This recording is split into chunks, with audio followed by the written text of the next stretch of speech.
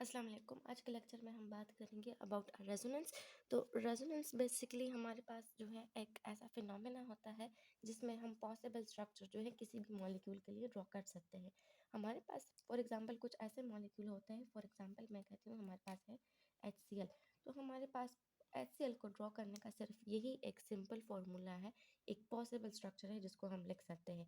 लेकिन हमारे पास कुछ ऐसे कंपाउंड्स होते हैं जिसकी सारी प्रॉपर्टी जो है वो एक ही स्ट्रक्चर से हम इसको एक्सप्लेन नहीं कर सकते। फॉर एग्जांपल हमारे पास है इन केस ऑफ बेंजीन। तो बेंजीन के मॉलिक्यूल में हमारे पास क्या होता है कि उसमें हमारे पास पाई बॉन्ड्स होते हैं और उन पाई बॉन्ड्स की जो है शिफ्टिंग होती है। फॉर एग्जांपल ये मेरे पास बेंजीन है और इसमें हमारे पास पाई इलेक्ट्रॉन है। तो कुछ टाइम के लिए ये पाई बॉन्ड इस वाले कंडीशंस में रहते हैं एंड कुछ टाइम के बाद द इलेक्ट्रॉन जो है वो हमारे पास शिफ्ट हो जाते हैं और इसकी पोजीशन हमारे पास जो है वो चेंज हो जाती है। ये वाला सॉरी ये यहाँ पे होगा, ये यहाँ पे, ये यहाँ पे, इस तरह इनकी पोजीशन जो हो जाती है वो डिफरेंट हो जाती है। तो हमारे पास क्या होता है, इन पाई इलेक्ट्रॉन्स की मूवमेंट्स होती है। रिजल्टेंट में हमारे पास कहते हैं कि हमारे पास दो पॉसिबिलिटी है किसी भी स्ट्रक्चर को ड्रॉ करने के लिए इन केस ऑफ बेंजीन। तो हम क्या करते हैं कि ये स्ट्रक्चर जो हम ड्रॉ करते हैं किसी भी मॉलिक्यूल की तमाम तर प्रॉपर्टी को एक्सप्लेन करने के लिए। फॉर एग्जांपल अभी मैं कहती हूँ कि हमारे पास एक्सपेक्टेड है कि ये पाई बॉन्ड कहाँ पे होंगे, क्योंकि आपका लिव स्ट्रक्चर आपको ये नहीं बताता कि आपकी प्रॉपर्टी किस जगह पे है। तो हम क्या करते हैं कि हम पॉसिबल स्ट्रक्चर लिखते हैं किसी भी कंपाउंड में।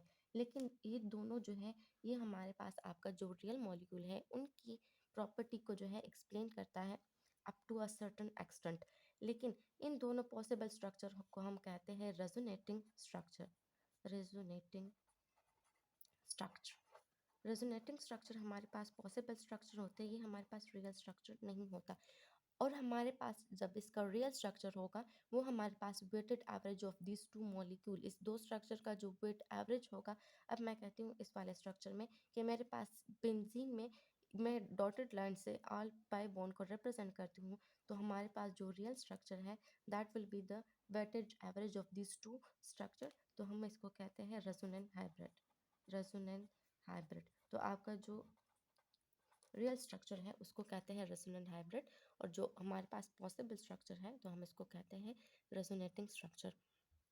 तो रेजोनेंस को हम ऐसे डिफाइन कर सकते हैं, the phenomena in which two or more than two structure can be written for a molecule that's called resonance. तो हमारे पास ये क्या होता है, एक ऐसा फिनोमेना होता है जिसमें हम एक या एक से ज़्यादा पॉसिबल स्ट्रक्चर किसी भी मॉलिक्यूल के लिए लिख देते हैं, तो वो हमारे पास होता है रेजोनेंस। रेजोनेंस का जो बेसिक कॉन्सेप्ट है, हमारे पास जो किसी भी स्ट्रक्चर को ड्रॉ करने के लिए जो फिनोमेना है, जो क्राइटेरिया है, वो हमारे पास होगा। उसका बेसिक कंडीशन में अगर आप लोगों को कंडीशन की बात कर दूँ तो उसमें हमारे पास सबसे पहला कंडीशन जो है वो हमारे पास है पोजीशन ऑफ एटम। आप इसको न्यूक्लाई भी बोल सकते हैं। तो हमारे पास जो पोजीशन ऑफ न्यूक्लाई है इन each atom that must be same. सही है क्या, हम जितनी भी पॉसिबल ड्रा करेंगे तो position of nuclei and position of atom हमारे पास हर एक में सेम हो जाएगा। सेकंड जो इसका बेसिक कंडीशन है, the structure is different only the position of pi electron. Position of pi electron, एक स्ट्रक्चर दूसरे स्ट्रक्चर से हमारे पास ओनली द पाई पोजीशन की बिना पे ही डिफरेंट हो सकता है। फॉर एग्जांपल मैंने आपको यहाँ बताया था कि यहाँ पे हमारे पास पाई बॉन्ड्स यहाँ थे एंड सेकंड स्ट्रक्चर में इसकी पोजीशन चेंज होकर हमारे पास सेकेंडली जो है यहाँ पे हमारे पास शिफ्टिंग हो गई है। तो हम इसको कहते हैं हमारे पास एक स्ट्रक्चर दूसरे स्ट्रक्चर से एक दूसरे की बिना पर डिफरेंट होगा तो वो हमारे पास है सेकेंडली उसका पाई बॉन्ड। थर्ड क्राइटेरिया जो हमारे पास आता है वो हमारे पास होते हैं the number of unpaired electron. The number of paired electron, हमारे पास जो अनपेयर्ड इलेक्ट्रॉन है वो हमारे पास in each structure must be same. In case of benzene हमारे पास स्ट्रक्चर्स नहीं बनते, लेकिन मैं आप लोगों को दूसरा एग्जांपल बताती हूँ कि हमारे पास उसमें अनपेयर्ड ऑफ इलेक्ट्रॉन कैसे होंगे। फॉर एग्जांपल मैं बात करती हूँ आप लोगों के ऑक्सीजन मॉलिक्यूल की। ऑक्सीजन ऑक्सीजन हमारे पास डिफरेंट फॉर्म में आता है। फॉर एग्जांपल मैं कहती हूँ एक हमारे पास ऑक्सीजन है, अर्थात हमारे पास ओजोन है। So these two structure they are allotropic form of the oxygen molecule. हम ओजोन की बात करते हैं तो ओजोन्स में हमारे पास क्या होता है कि मेरे पास दो कार्बन एटम है, सॉरी ऑक्सीजन एटम है, that will be attach with one another. तो उसमें हमारे पास क्या होता है, एक मेरे पास है ये वाला और ये है मेरे पास सेकेंडली। तो इसमें हमारे पास होते हैं कार्बन, इसमें मेरे पास अनपेयर्ड ऑफ इलेक्ट्रॉन जो होते हैं वो हमारे पास ये हैं।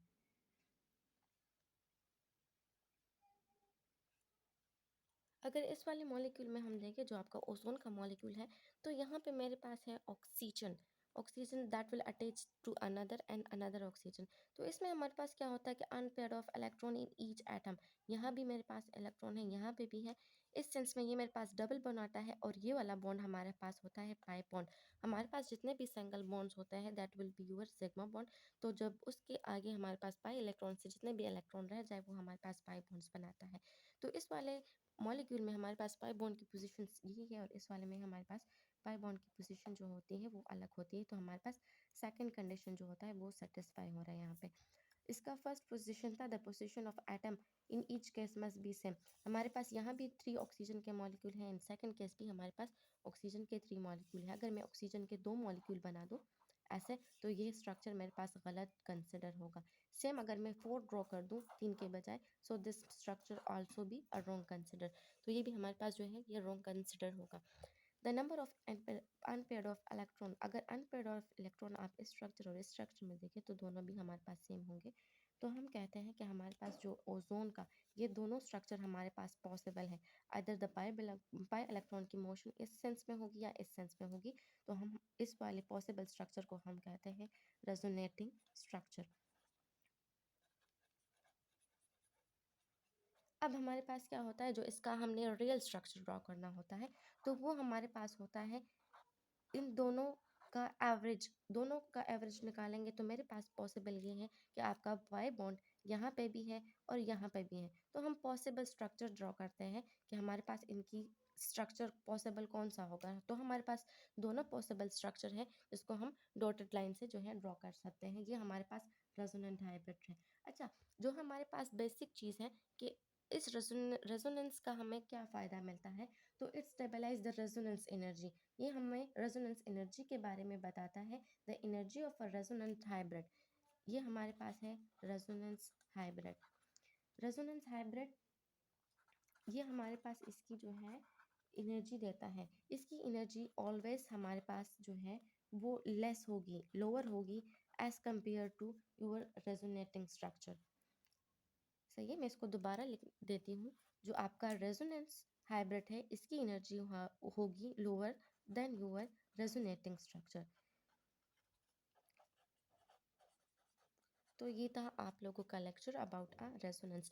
रेजोनेंस में थोड़ा सा दोबारा आपको रिपीट करवा देती हूँ कि हमारे पास बेसिकली क्या होता है कि हम एक मॉलिक्यूल के लिए डिफरेंट स्ट्रक्चर लिखते हैं इन केस ऑफ पाई बॉन्ड। अगर उसमें मेरे पास पाई बॉन्ड है तो उनको सिंगल स्ट्रक्चर से रिप्रेजेंट करना मुश्किल होता है, तो उसके लिए एक से ज़्यादा स्ट्रक्चर हम लिखते हैं जिसको हम कहते हैं रेजोनेंस। उसका हमारे पास 3 कंडीशन का होना लाजमी है। फर्स्ट कंडीशन है आप लोगों की पोजिशन ऑफ एटम, यानी हमारे पास आपके जो जितने भी नंबर ऑफ मॉलिक्यूल अटैच हैं वो हमारे पास in each structure must be same. अगर यहाँ पे मेरे पास 3 है तो इसमें भी आपके पास 3 होने चाहिए। पाई बॉन्ड, एक एटम दूसरे बॉन्ड से आपके पाई बॉन्ड के बिना पे ही डिफरेंट होगा। And third, the number of unpair of electron in each atom that must be same. तो होप्स हो कि आप लोगों को रेजोनेंस का क्लियर समझ आ गया होगा।